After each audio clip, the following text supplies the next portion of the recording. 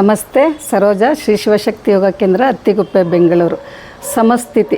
ಇವತ್ತು ಸಮಸ್ಥಿತಿನಲ್ಲಿ ನಿಂತ್ಕೊಳ್ಳೋದು ಹೇಗೆ ಅಂತ ತೋರಿಸ್ತೀನಿ. ಇದ್ರದ್ದು ಏನೇನು ಬೆನಿಫಿಟ್ ಅಂತ ಆಮೇಲೆ ಹೇಳ್ತೀನಿ. ನಾನು ಎರಡೂ ಪಾದಗಳನ್ನು ಸೇರಿಸಿ ನಿಂತ್ಕೋಬೇಕು. ಇದನ್ನು ಟೈಟ್ ಮಾಡಬೇಕು, ಬಟಕ್ಸ್ ಟೈಟ್ ಮಾಡಬೇಕು. ಆಗ ಹೊಟ್ಟೆ ಭಾಗ ಒಳಗೆ ಹೋಗುತ್ತೆ. ನೋಡಿ, ಸೈಡಿಂದ ತೋರಿಸ್ತೀನಿ. ನೋಡಿ ಹೀಗಿರುತ್ತಲ್ಲ ಹೊಟ್ಟೆ. ನಾವು ಸಮಸ್ಥಿತಿ ಮಾಡಿದ್ವಿ ನೋಡಿ, ಇದನ್ನು ಟೈಟ್ ಮಾಡ್ತೀನಿ. ಅವಾಗ ನೋಡಿ ಎಷ್ಟು ಒಳಗೆ ಹೋಗ್ತಿದೆ ಅಂತ ಹೊಟ್ಟೆ ಭಾಗ. ಈ ಥರ ಮಾಡಬೇಕು. ಇದನ್ನು ಮಾಡ್ಬೇಕಾದ್ರೆ ನೋಡಿ, ಸ್ಟ್ರೈಟ್ ನಿಂತಿರ್ತೀವಿ. ಇದನ್ನು ಟೈಟ್ ಮಾಡಿರ್ತೀನಿ. ನಾನು ಮಾತಾಡ್ತಾ ಇದ್ದೀನಿ, ಆರಾಮಾಗಿ ಮಾತಾಡ್ತಾ ಇದ್ದೀನಿ. ಚೆನ್ನಾಗಿ ನಡೀತಾ ಇದೆ ಬ್ರೀದಿಂಗು. ಕೆಲವು ಸಮಸ್ಥಿತಿ ನಿಂತ್ಕೊಳ್ಳಿ ಅಂದ ತಕ್ಷಣ ಹಿಂಗೆ ಟೈಟ್ ಮಾಡಿಬಿಡ್ತಾರೆ. ಟೈಟ್ ಮಾಡಿದಾಗ ಇಲ್ಲೇ ಉಸಿರಾಡ್ತಿರ್ತಾರೆ ಅವರು. ಇಲ್ಲಿ ತನಕ ಪೂರ್ತಿ ಬರಲ್ಲ ಉಸಿರು. ಮತ್ತು ಏನಾಗುತ್ತೆ ಅಂದರೆ ಇದನ್ನು ಮಾಡೋಕ್ಕೂ ಕಷ್ಟ ಆಗುತ್ತೆ ಅವ್ರಿಗೆ. ಕಷ್ಟಪಟ್ಟು ಮಾಡ್ತಿರ್ತಾರೆ. ಇದು ಈಸಿಯಾಗಿ ಮಾಡ್ಬೋದು ಸಮಸ್ಥಿತಿ. ನೋಡಿ, ಸ್ಟ್ರೈಟ್ ನಿಂತಿರೋದು. ಇದನ್ನು ಟೈಟ್ ಮಾಡಿ ಸಾಕು. ಬಟಕ್ ಸ್ಟ್ರೈಟ್ ಮಾಡಿ, ಆಗ ಹೊಟ್ಟೆ ಭಾಗ ಒಳಗೆ ಹೋಗುತ್ತೆ. ಇದು ಒಂದು ಬಿಲ್ಡಿಂಗಿಗೆ ಫೌಂಡೇಶನ್ ಹೇಗೆ ಇಂಪಾರ್ಟೆಂಟು, ಅದೇ ಥರ ನಾವು ಸಮಸ್ಥಿತಿನಲ್ಲಿ ನಿಂತ್ಕೊಂಡ್ರೆ ನಮ್ಮ ಇಡೀ ಶರೀರ ಆರೋಗ್ಯವಾಗಿರುತ್ತೆ. ಅಂದರೆ ಒಂದು ಲೈನಲ್ಲಿರುತ್ತೆ. ಕಾಲುಗಳಿಗೆ ಶಕ್ತಿ ಇರುತ್ತೆ. ಕಾಲುಗಳಿಗೆ ಶಕ್ತಿ ಇತ್ತಂದರೆ ನಮ್ಮ ಇಡೀ ಶರೀರ ಆರೋಗ್ಯವಾಗಿರುತ್ತೆ ಅಂತ.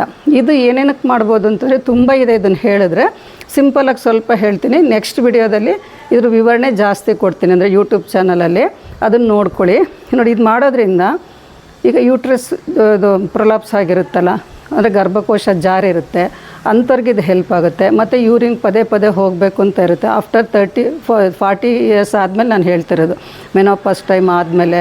ಮತ್ತು ಮಸಲ್ಸ್ ಎಲ್ಲ ವೀಕ್ ಆಗಿರುತ್ತೆ ಇಲ್ಲಿ, ಮತ್ತು ಸಡಿಲಾಗಿರುತ್ತೆ. ವೀಕ್ ಆಗಿರೋದ್ರಿಂದ ಏನಾಗುತ್ತೆ, ನಮ್ಗೆ ಆ ಸಮಸ್ಯೆಗಳು ಬರುತ್ತೆ ಮಹಿಳೆಯರಿಗೆ. ಆದಷ್ಟು ನೀವು ಈ ಸಮಸ್ಯೆಗಳಿಂದ ಹೊರಗೆ ಬರಬೇಕಂದ್ರೆ ಸಮಸ್ಥಿತಿ ಮಾಡಿ. ಸ್ವಲ್ಪ ಹೊತ್ತಿಗೆ ನಿಂತ್ಕೊಳ್ಳಿ, ಮತ್ತೆ ರಿಲ್ಯಾಕ್ಸ್ ಮಾಡಿ.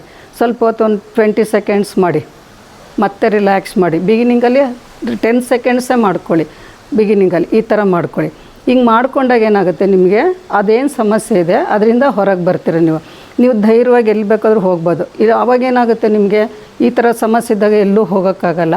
ಅಯ್ಯೋ, ನನಗೆ ಅಲ್ಲಿ ಹೋದರೆ ನಾಚಿಕೆ, ಇಲ್ಲಿ ಹೋದರೆ ನಾಚಿಕೆ, ಅರ್ಜೆಂಟು ಯೂರಿನ್ ಪಾಸ್ ಮಾಡಬೇಕಾಗತ್ತೆ, ಈ ಥರದ್ದೆಲ್ಲ ಸಮಸ್ಯೆ ಇರುತ್ತಲ್ಲ. ಆದಷ್ಟು ಇದರಿಂದ ಹೊರಗೆ ಬರಬೇಕಂದ್ರೆ ಸಮಸ್ಥಿತಿ ಚೆನ್ನಾಗಿ ಮಾಡಿ.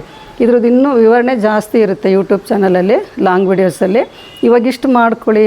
ಇದರಿಂದ ತುಂಬ ಅನುಕೂಲ ಇದೆ. ಎಲ್ಲರೂ ಉಪಯೋಗ ಪಡ್ಕೊಳ್ಳಿ. ಇದು ಬೇರೆಯವ್ರಿಗೂ ಶೇರ್ ಮಾಡಿ. ಸಮಸ್ಥಿತಿ ಚೆನ್ನಾಗಿ ಮಾಡಿ, ಅದರಿಂದ ಆ ಸಮಸ್ಯೆಯಿಂದ ಹೊರಗೆ ಬರ್ರಿ. ಎಲ್ಲರೂ ಅಷ್ಟೇ, ಒಂದು 40 ಇಯರ್ಸು 50 ಇಯರ್ಸ್ ಆದವ್ರಿಗೆ, ಇವ್ರಿಗೆಲ್ರಿಗೂ ಹೇಳ್ತಿರೋದು ನಾನು. ಈ ಸಮಸ್ಯೆಯಿಂದ ಹೊರಗೆ ಬರಬೇಕಂದ್ರೆ ಸಮಸ್ಥಿತಿ ಚೆನ್ನಾಗಿ ಮಾಡ್ಕೊಳ್ಳಿ. ಎಲ್ರಿಗೂ ಶೇರ್ ಮಾಡಿ. ಇದು ನಮಸ್ತೆ.